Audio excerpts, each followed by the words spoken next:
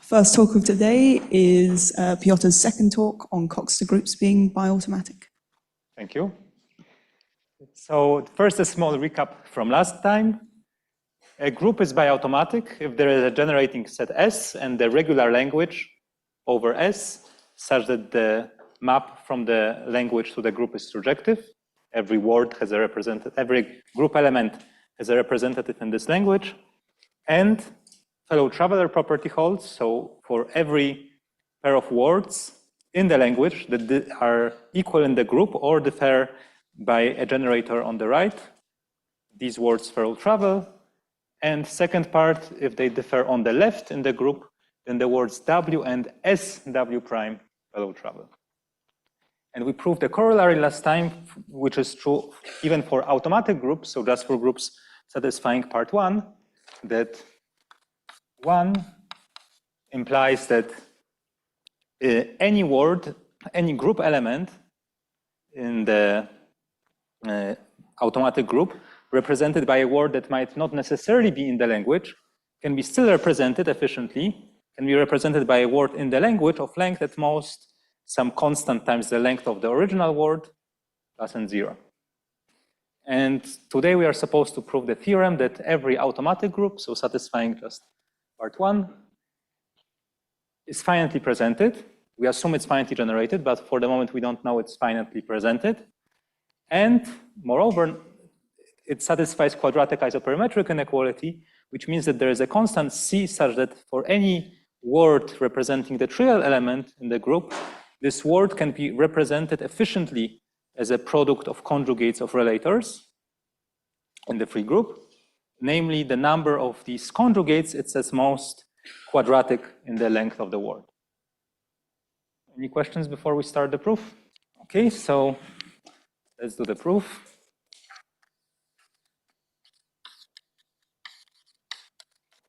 So we have a word that represents identity. So what does it mean in the Cayley graph X? It means that if you start drawing a path labeled by this word W, eventually this path comes back to the identity if W is equal to identity in the group.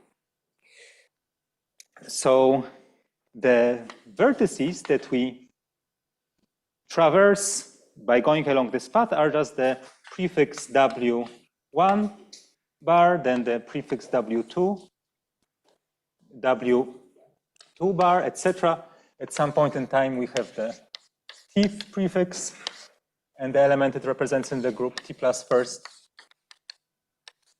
etc.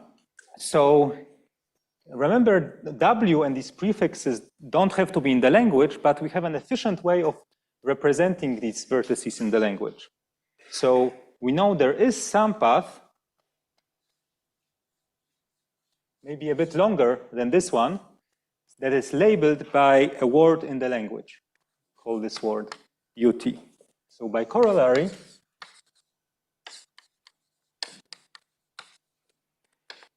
these prefixes, or the group elements they represent, W of T bar, have representatives, and we call these representatives UT that do lie in the language. And we know that they are of length that's pretty small, namely at most n times the length of the prefix, but we can bound it just by the length of the word plus n0. So this way we get UT, and also we can get UT plus 1, etc. Let me just draw these two paths labeled by UT and UT plus 1. And now these two words, UT, UT plus 1, are in the language, and they differ on the right by just one generator, just by one edge. Let's label it maybe ST. So since UT bar, UT plus 1 bar, this is just the same as WT bar, WT plus 1 bar, are at distance 1,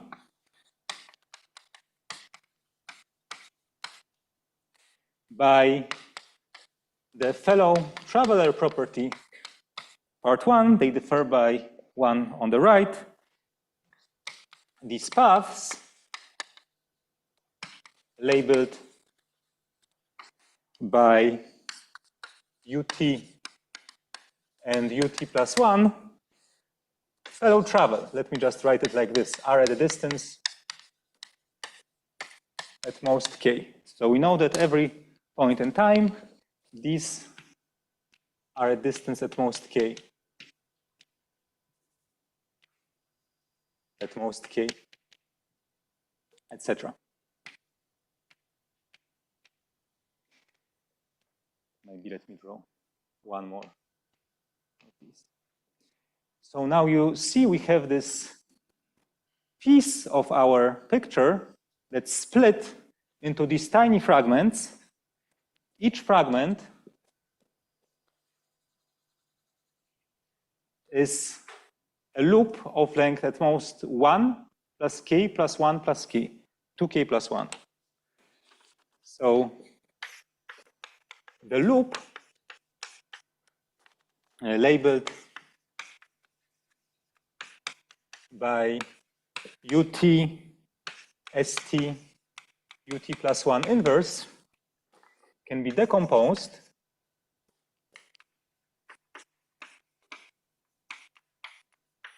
so this small loop here in the middle can be decomposed into many blue shorter loops of length at most 2k plus 2 into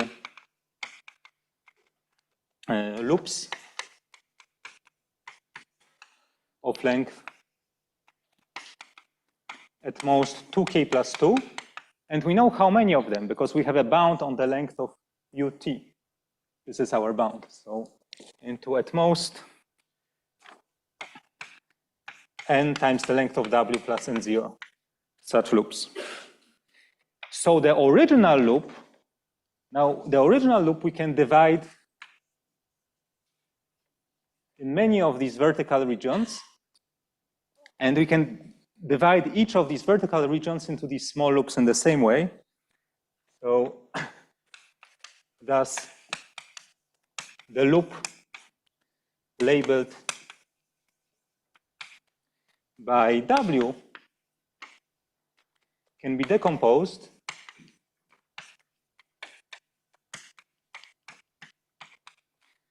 into, well, this many times the number of these vertical regions, but the number of these vertical regions is also the length of w. So altogether it's the previous bound times the length of w, so it's n length of w squared plus n0 length of w of these small loops of length at most 2k plus 2. So probably now you see what will be our relator set, our finite relator set, namely, so we can take the finite relator set that we are searching for to be equal to the labels of all loops of length at most 2k plus 2. This is a finite set because the generating set is finite. The Cayley graph is locally finite. There will be finitely many loops of this length, so finitely many up to action of the group. So finitely many labels. And we see that each word representing the trivial element of the group can be decomposed into these small loops in the relator set. So as we discussed last time, this means that this is a presentation of the group. And moreover, we have a bound on the number of these small loops that's used, and that's exactly the number n that appears here. So if we have quadratically many of these loops, this small n is this quadratic function, and we have the quadratic isoperimetric inequality. So this finishes the proof that automatic groups are finitely presented and satisfy this good isoperimetric inequality. Questions? Yeah, we get an explicit description of the relator set. So this also helps you to solve efficiently the word problem, etc. But this ends this sort of introductory part to automatic and biautomatic groups.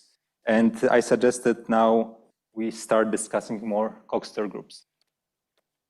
Unless there are some questions to the proof. Okay, so you were supposed to do some reading on Coxeter groups from the book of Ronan, but let me just remind you the basic definitions in case you didn't. So just to have the definition of the Coxeter group here with us, we start with a finite generating set. So let S be a finite set. And suppose we have these exponents that depend on the pair of generators, MST. They are symmetric, so MST will be equal to MTS, and it will belong to the set 2, 3, etc., maybe infinity, whenever S is distinct from T, and we set MSS equal to 1. We have these exponents, and then the Coxeter group defined by this data, so with exponents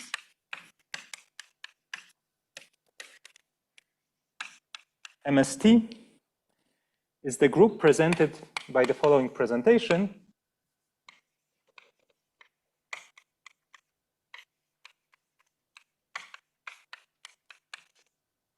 Namely, you take S as the generating set, and then whenever you have a product ST, you require that it has an order MST.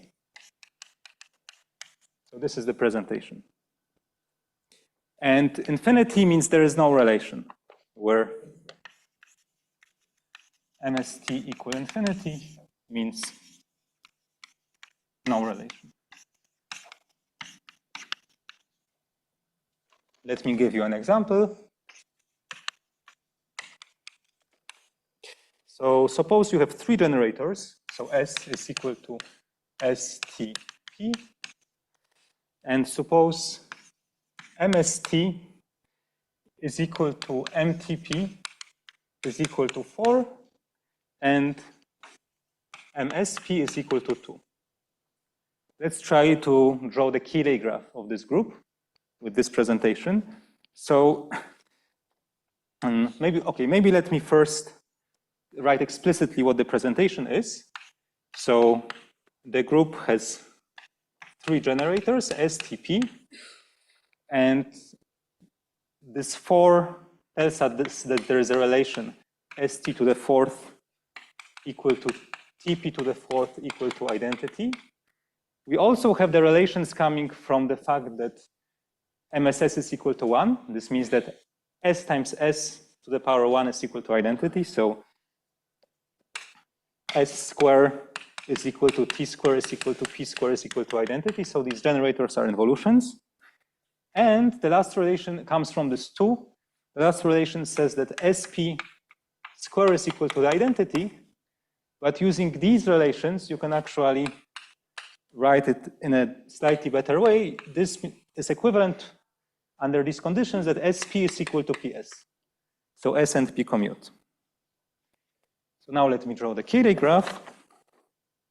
Since these generators are involutions, I will not draw a directed arrow from identity to S. I will just, instead of drawing 2 directed arrows from identity to S and S to identity, I just draw one edge between 2 group elements differing by this generator. So now this vertex has 3 neighbors. Maybe let me call this one S, P, and T in the Cayley graph, because there are 3 generators. And now, if we try to draw further the Cayley graph, here P would have a neighbor PS, but since this is SP, there's another edge joining these 2 vertices. And now, since S times T has order 4, here you will see an octagon, T, TS, etc.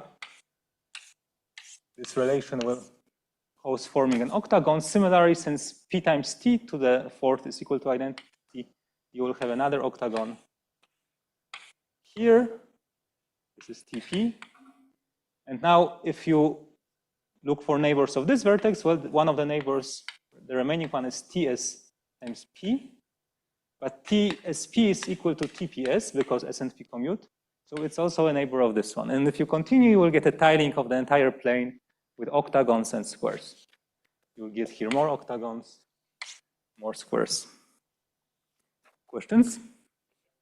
So in this example, if you look at the action of the group on the Cayley graph, you see that the action is by reflections on this plane.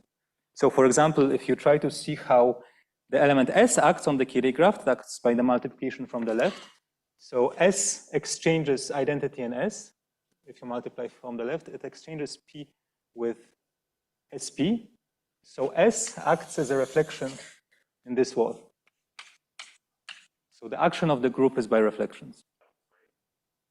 Yeah, the edge, instead of drawing two directed edges between G and GS and GS and GS squared, since S squared is equal to identity, I just draw one edge between each G and GS. Okay, this line will be important to us, or maybe rather its intersection with the Cayley graph will be important to us, and we'll call it the wall of S. So let me write the definition here. So suppose we have a generator like S, or maybe it's conjugate. So let G in the Coxeter group, G. So G will now always denote the Coxeter group, be a conjugate of a generator of an element of S. Then the wall WG is the fixed point set,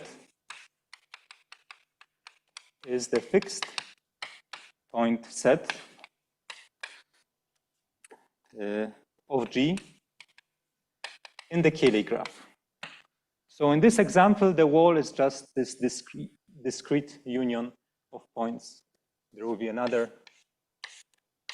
octagon, so the wall will be this infinite set of points. So this is an example of the wall WS. And here I can draw, for example, this would be I'm drawing the lines to guess where are my actual points of the wall. So this is WT. And let me see if I can draw another wall that's conjugate.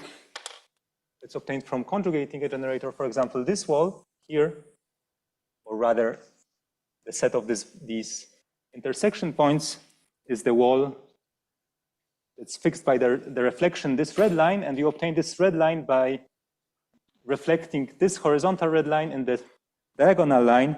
So this will be the wall of the element S conjugated by T. So let me summarize what was your assigned reading so that you know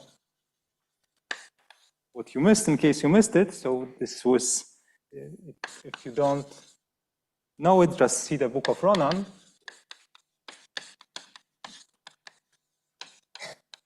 Section 2.2. So each wall separates the Cayley graph into two connected components. At least in the example, you see that each line splits the plane into two components. So let's call it maybe the first part of the lemma. And the second part is that if you have an edge path,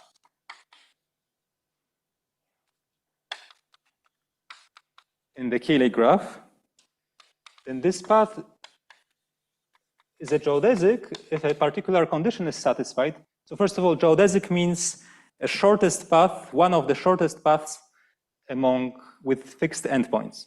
So between two endpoints, there might be many geodesics. For example, between this point and this point, between this point and this point, you have two paths of length 4. So there might be more geodesics than one between each pair of points. And it turns out that an edge path is a geodesic exactly if it intersects each wall at most once.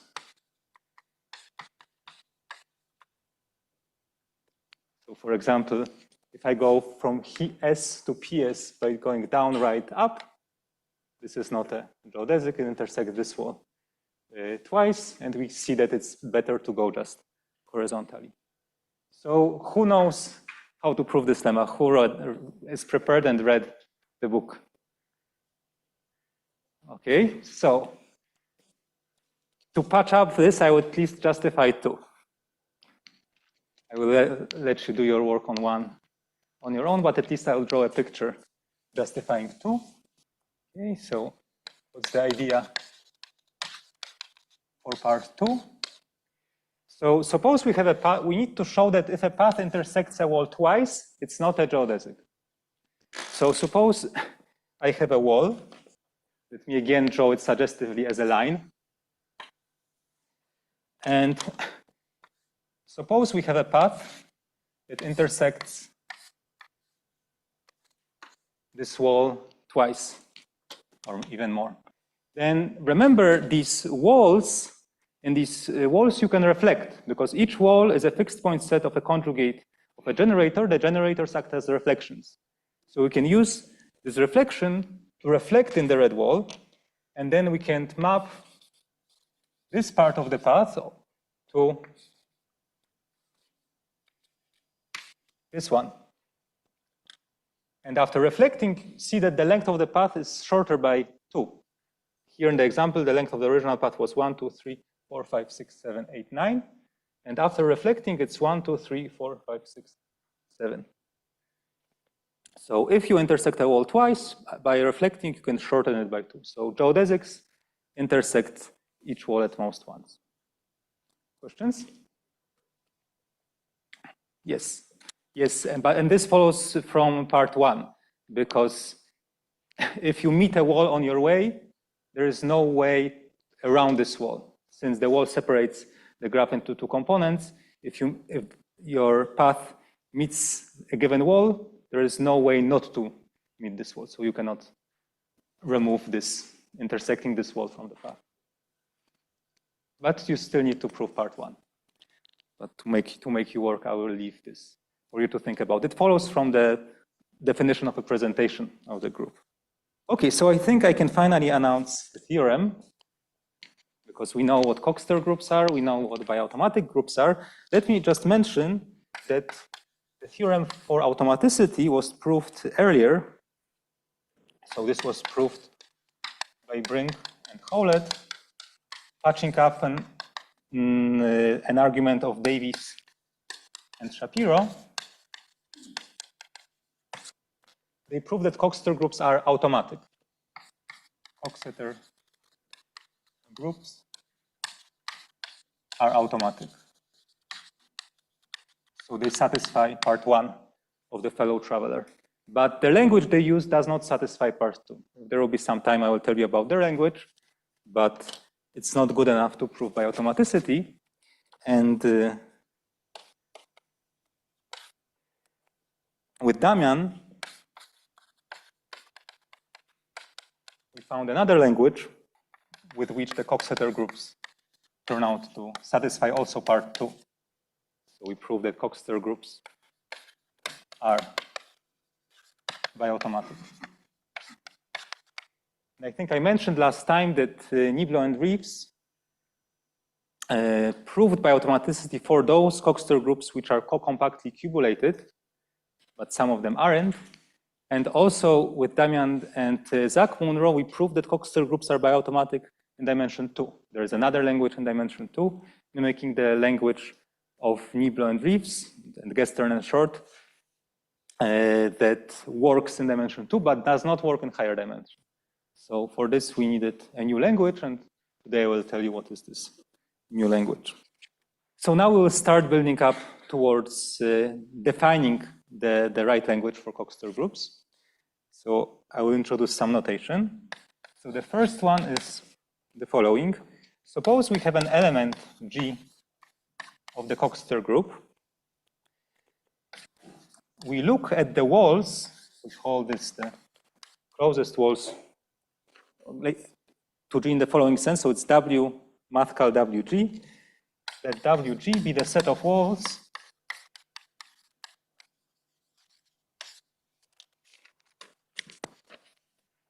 separating G from identity, so such that G and identity lie in different connected components of the complement of such a wall. And so maybe let me draw here the picture. So you have identity, G. We are looking at walls that separate G from identity, but are not too far from G. And such that there are no walls, maybe there is no wall separating G from W. So we don't allow a wall here. We don't allow another wall that separates G from W, so such that G and any point of W are on distinct sides. So in some sense, these are this WG is the set of closest walls to G, the ones that cannot be separated. Let me give an example using the figure I already have there. Maybe let me redraw part of it on the right. Okay, I will just need from this picture one square, one octagon, and another square. And let's say this element is G, this is identity. So let's see what's the set W of G. So two elements of W of G are easy to find. This wall and this wall belong to W of G. They're really a distance and a half from G, so nothing can separate them from G. But there are more. I don't know if you can see what other walls will be in W of G. This Q1, yeah. So if you look at this wall, there is no wall separating this one from G. And similarly, for this Q1, also, you will not be able to separate it from G by another wall. So in each sort of parallelism class of the walls in this picture, there will be one in W of G. So there will be 4 walls in W of G. So that's quite a lot. And you see some of them are pretty far from G in the distance. So this wall, in order to get to G, you need to go a half, 1.5, 2.5. So in distance sense, it's pretty far from G, but still it cannot be separated from G by another wall, so it's in this W of G. Questions?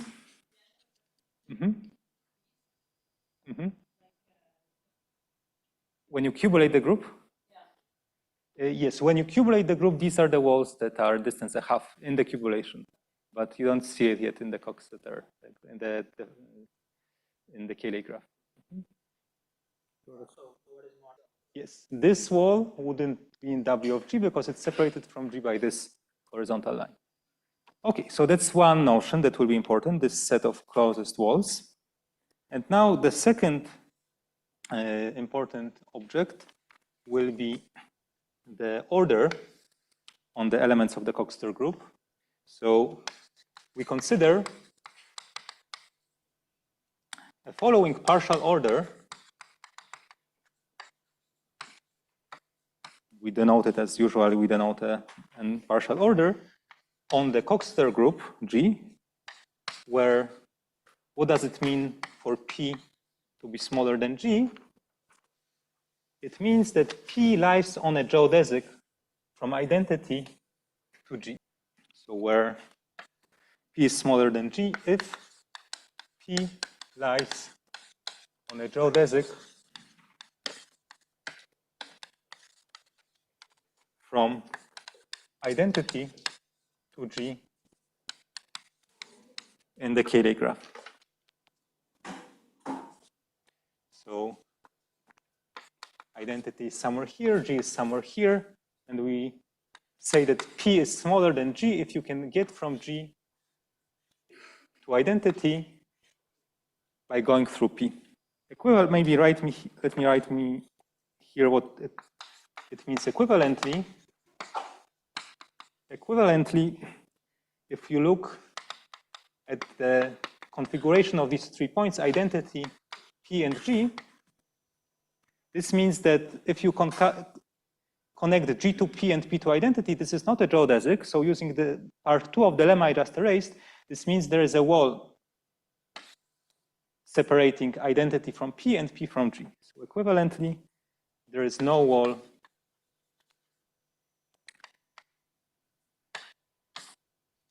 that separates simultaneously P from identity and P from G. Is it possible to count the number of walls? These red walls, yeah, I will mention later that there is a bound on this set. There's a uniform bound on the size of the red set. What's that? Yes, independent of element G, just dependent on the group. But I'll mention this at the end of the class. So now I can define what's called the voracious projection of this element G. So first of all, let me tell you the idea of what our path system associated to the Biautomatic structure should do. So if one wasn't too careful, one could take in the language that we are looking for, if one weren't careful, one could take all the geodesics from G to identity, like in the hyperbolic group, and hope that if one takes the labels of all the geodesics, maybe this will be a satisfied fellow traveling property. But in Coxeter groups, there might be geodesics that join the same points and are far from one another. So we need to make some choice of which geodesics we take. And in particular, we need to find some fixed, some particular points through which our geodesics will travel, sort of benchmarks through which the geodesic will travel. And the first benchmark, which we'll define as this projection, is a point that lies beyond all these red walls. So we'd like to go from G to identity, but our first step should be, our obligation should be to go through some particular point that lies beyond all those red walls. So let me maybe be more precise. In the language?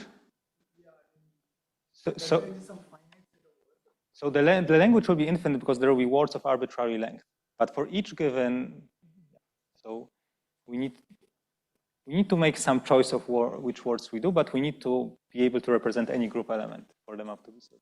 But it will take some time before we define the language. First, let me try to define a good, like the successor of G. We'll try to find the right path from G to identity. We want to find a good successor of G, and so we are working towards that at the moment. So for G inside the group, let's first define a candidate set for the successor. So let P of G be the set of elements of the group, or otherwise vertices in the Killy graph, first of all, lying on the geodesic, so satisfying P smaller than G, lying on the geodesic from identity to G, and such that there is no wall in W of G, in this red set, separating P from identity.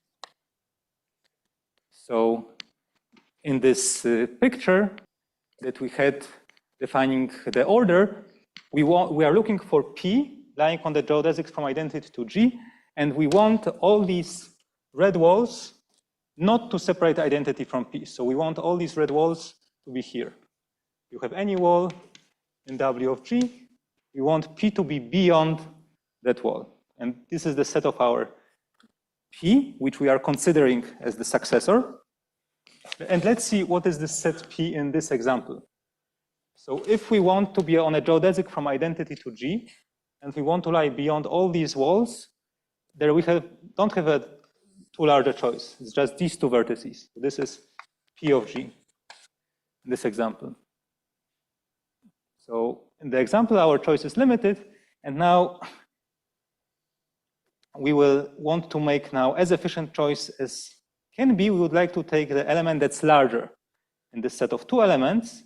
And the miracle is that even outside of this example, there will be a largest element of this set, P of G. So this is the theorem.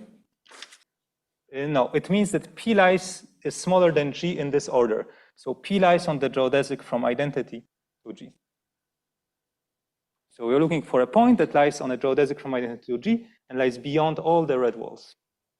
And it turns out that this set contains the largest element.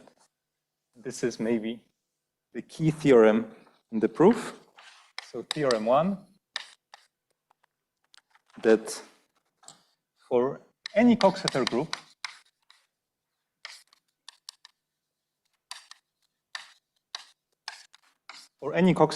G and any element small g inside of G, the set of these possible successors, curly P of G, contains a largest or the largest element with respect to this order. And this largest element will have a name. First of all, we denote it,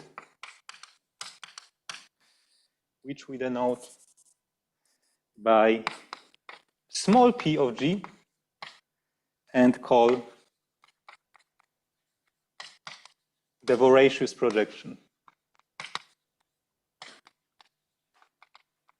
Because I think the word greedy was used already somewhere for something else. Okay, so this, once we prove the theorem, this will give us a somehow good point that we will obligatorily go through. This will choose one of, here we could consider many geodesics from G to identity. For example, we could go down and then left and then right, but then we will not go through the voracious projection. So this is one of the geodesics whose labels we will not put in the language. We will only put in our language labels of the geodesics that go through this projection. So any questions about the statements that are for the moment on the board? Yes, it could be. If in this picture identity was here, then the projection would be identity and we wouldn't learn too much. But luckily, I will state in a moment theorem 2, saying that it cannot be always the identity because there will be a uniform bound on the distance between G and the projection. Mm-hmm. Okay, so Indira asks me, what happens if I take the cubulation, that she will probably talk about soon, and look at the particular path, normal path that we know that exists in the K0 cube complex. So the problem is that the successor in this normal path in the cube complex does not have to lie in the K-ray graph. So we have a K-ray graph lying inside the cube complex. In the cube complex, we have some natural, this normal Nibler-Reeves path between one point and the other, but the successor might lie outside the K-ray graph. And then we need some nice way to project it back to the K-ray graph. So this procedure tells you how to project back to K-ray graph. Yeah, but projection in what sense? There is no good way to define projecting on the K-ray graph, and this is the way we want to do it. Okay, so since there was a question about what happens if it's always identity, let me show you that the projection might not be let me state a second theorem, and it says that the projection is not always the identity. I mean, you see that identity always lies here in P, but it's not always the largest element. So theorem 2 says that there is a constant that only depends on the group, such that for all elements G of the group, we have the distance in the Cayley graph between G and P of G is at most this constant. So these theorems are at the core of the existence of this voracious projection, but I will postpone the proofs to the next class because they are a bit technical. And today I will focus on why, assuming this voracious projection exists, so assuming there exists this largest element in this set and that it's at uniform distance from the original point, how it implies fellow traveler property. Yes, this is the distance in the Cayley graph. So I need to start with now defining appropriate language that is naturally somehow follows from these definitions. So now let me tell you what is the definition of the language L that we'll be using. Yes, so theorem one is not true in general. We have some more general criterion which might work for some other groups, but we don't have examples of these other groups yet. If G was where? There's an octagon up there. Okay, so let's see. Yeah, if you took one octagon and one square higher, all these walls would shift one octagon up. Yeah. Okay, so we will define the language inductively. One more question. So there will be always maximal elements, but hypothetically there is no largest element. There might be two maximal elements, they don't have a common bound. So this theorem says that actually there is a largest element. There is an element that's larger than any other element in this. Okay, so we define inductively all the words in the language representing a given group element. Inductively, so this with respect to the distance between G and identity in the Cayley graph, all the elements, so all the maybe words of L representing G. So we will look at the words labeling some geodesics from identity to G, but not all of them. And let's call this set of words LG. So we do it inductively on the distance from identity. So let me first tell you what words we take to represent identity. And since we take only words labeling geodesics, this means that for G equal to identity, we just let L identity to be the empty word. So the empty word will be the only word representing the identity in our system. Let me keep this picture for a moment. So now, if G is distinct from identity, what will be the set of words labeling paths from identity to G that we like? So this is the set of concatenations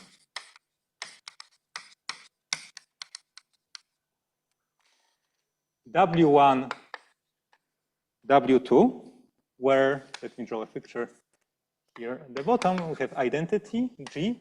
And remember, I told you in advance that we want our geodesics to pass through P of G. So we will be looking at words labeling geodesics that pass through P of G. Say, call this label W1 and this label W2, where we require that the first word, W1, belongs to the language associated to the projection. So W1 needs to be in the set of words that we already inductively defined. And W2 is arbitrary. So W2 is any shortest word representing, well, the difference between these two elements, so representing P of G inverse G. So basically, from G to P of G, we go in an arbitrary way. Since they are at bounded distance by theorem 2, there are only boundedly many ways to get from G to P of G. And then from P of G, we go inductively as prescribed. So you can think of it, let me maybe draw it here. You can think of it in the following way. We have a G, we have P of G. So we would like to, we are forced to go through P of G, but we can do it in an arbitrary way. This way or this way, as long as it's a geodesic. Then we are still going towards identity. So now we look at the projection of the projection. So we look at P of G. This is our benchmark, next benchmark point. And then again, we can go however we want, but just using a geodesic between these points. And then again, we project, maybe if identity in this example is P of G, then we now already take, this is our next jump, then we take an arbitrary geodesic from this to identity. So we don't take all the geodesics, but we require that we go through these benchmark points, which are the consecutive voracious projections. And now we look at all the labels of these paths, and we throw these labels into the language. Questions? Now we have all the definitions of the board, so we'll be proving fellow traveler property, so good moment for questions. No. I will draw explicitly the automaton later on. But probably we'll prove regularity in the next class, and today, in the last 20 minutes, we'll focus on fellow traveler property. Yes, because we know we constructed P so that P lies on a geodesic. So if P lies on a geodesic, if we take arbitrary geodesic from G to P of G, and if we know inductively that this is a geodesic, well, then this concatenation will also be a geodesic. More questions? Okay, so let's prove fellow traveler property. So for the fellow traveler property, we need the following lemma, that the voracious projection preserves the order. So the lemma says that if we have G and G prime be in the group with G prime smaller than G, then the voracious projection of G prime is smaller than the voracious projection of G. So let's try to justify that.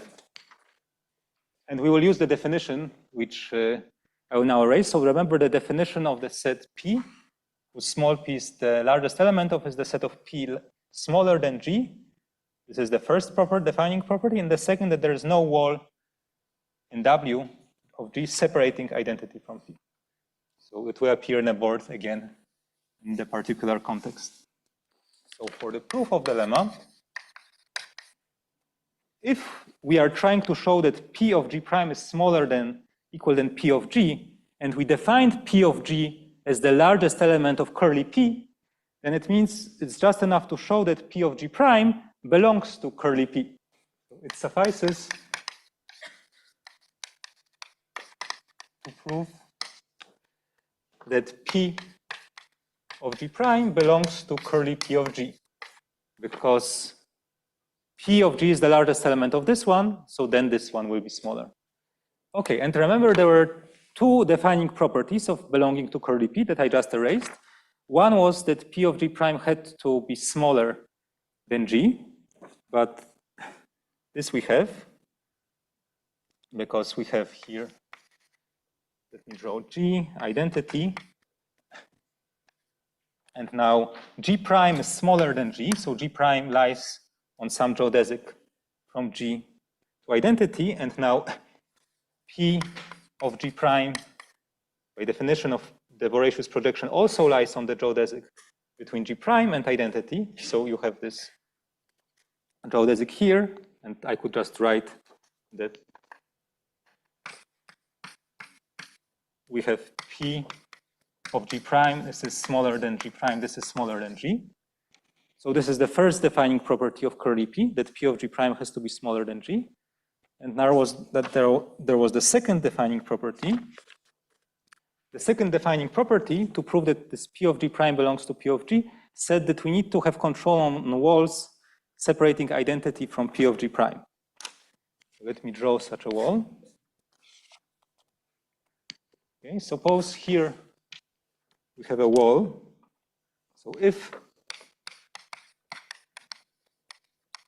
there is a wall W separating the voracious projection of G prime from the identity, then by the definition of the voracious projection of G prime, we know at least to start with that the W does not belong to curly W of G prime, because that's how we defined the voracious projection of G prime. We need to go beyond all the walls in WG prime. So W is not in WG prime. But what was the definition of W of G prime? These were the closest walls to WG prime. So this means that there is some other wall, here or here, let me draw it here, that separates G prime from W. Thus, there is a wall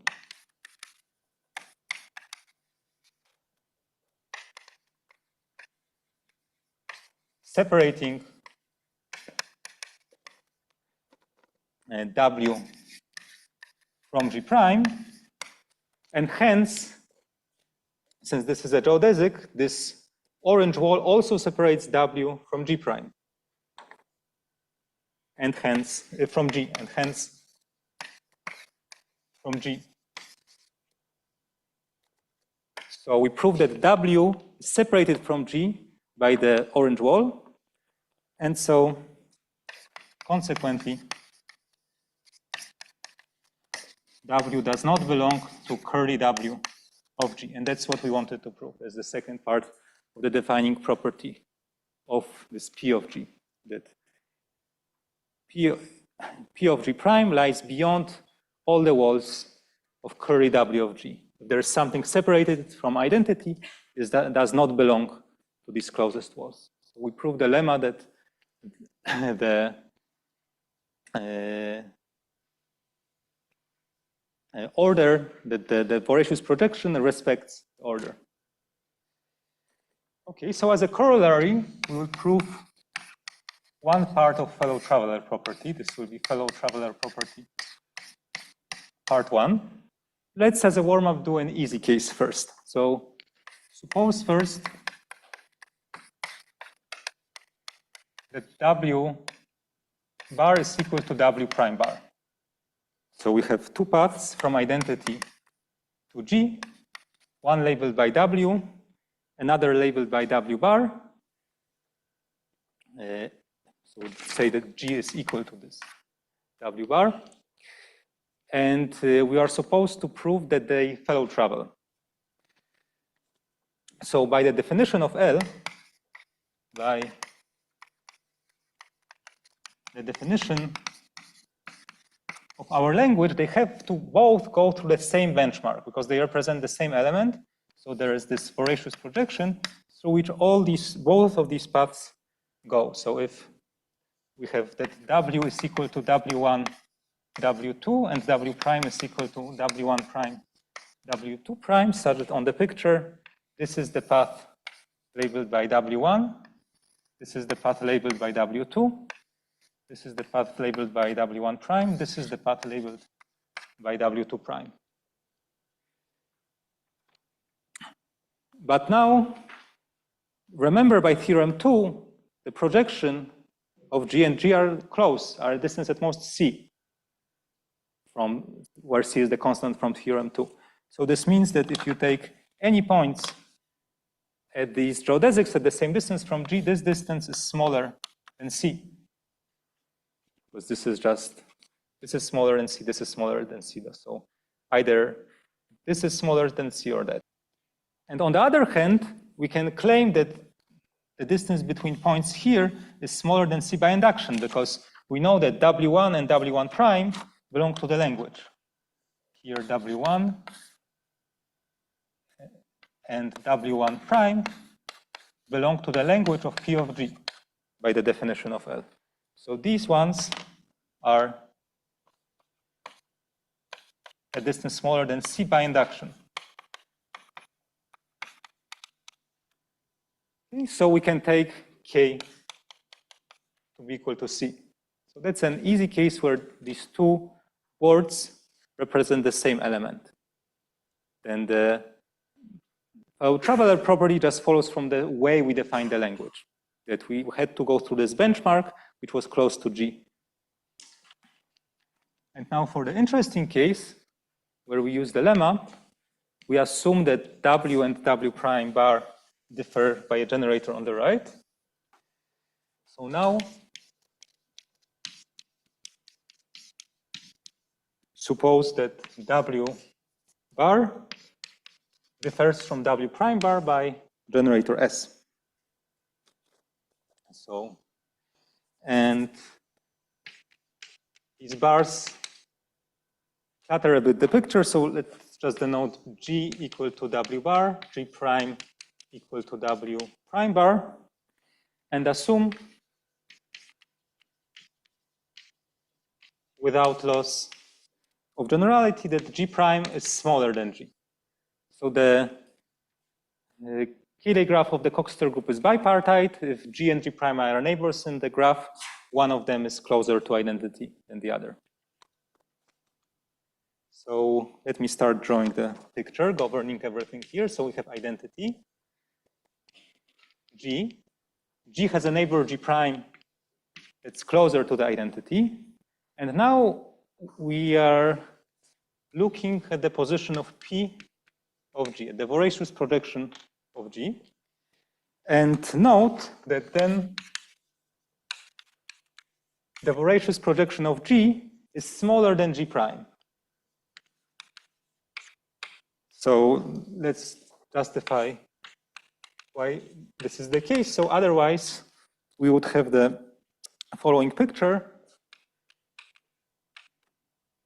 We would have identity G, its neighbor G prime,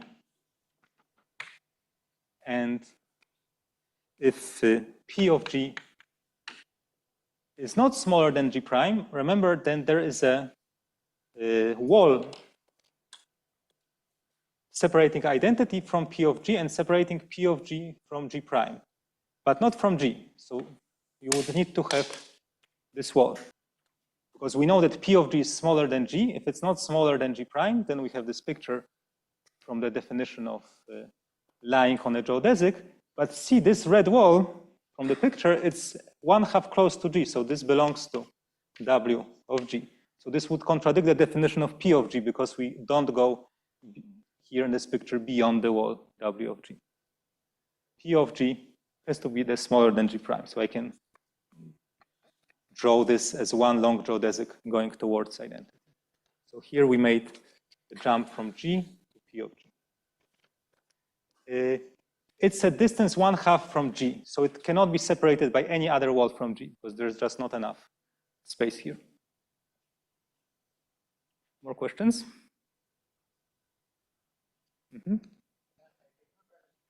So we proved this statement inductively, that if two words represent the same group element, then they fellow travel with constant k equals c. We know by definition of the language that both of these words label the geodesics in the picture. Here they are close, C close, because these two are a distance at most C, and W2 and W2 prime label geodesics. And here they are close by induction, because these words W1, W1 prime also belong to the language. So there's another benchmark here, another benchmark here, so it's kind of a bed that you see. One, so G, P of G, P squared of P of G, etc. And then they stay C close. So you're using the fact. Yes, yes. So this uses theorem 2. This is, yeah, this is theorem 2.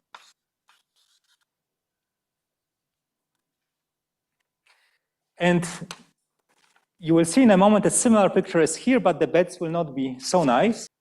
So when we jump from G to P of G, we just proved that we land below G prime. And now we can apply the lemma.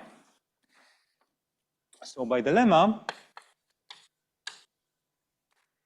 since G is greater than G prime, P of G, we are looking for the position of we are looking at the position of P of G prime. So by dilemma, P of G prime is smaller than P of G. G is greater than G prime, so P of G is greater than P of G prime. And now we continue. So now we are asking, okay, where is the projection P of G? But we know that P of G prime, we know that P of G is smaller than G prime. So now we apply the lemma to this inequality, and we get that P of G, we apply P to left-hand side, and this is smaller than P applied to the right-hand side, than P of G prime. So again, we see that P of G lies on a geodesic between P of G prime to identity. And we continue.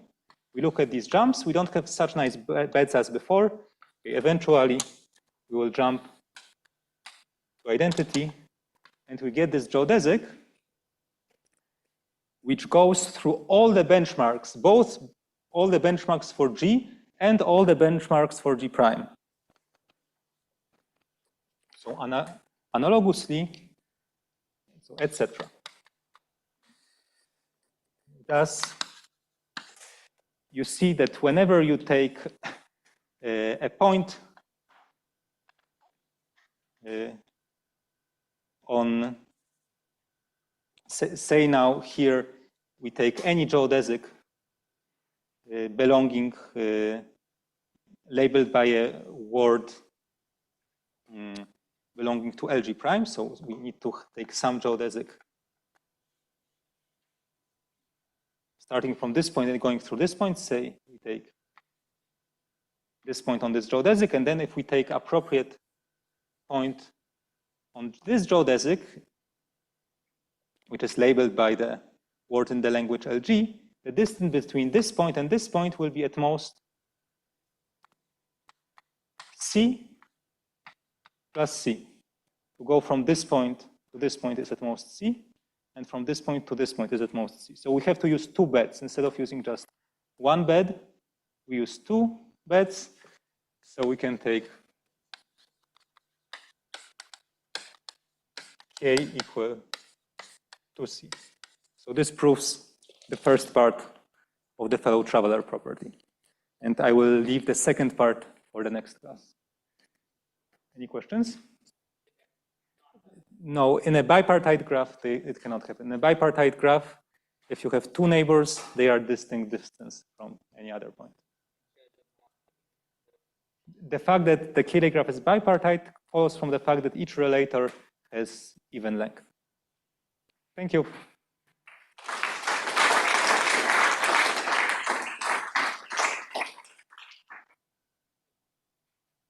Any other questions? It's not known. Oh, it's not known. The standard the usual cubulation is yes. In general, it's not co-compact.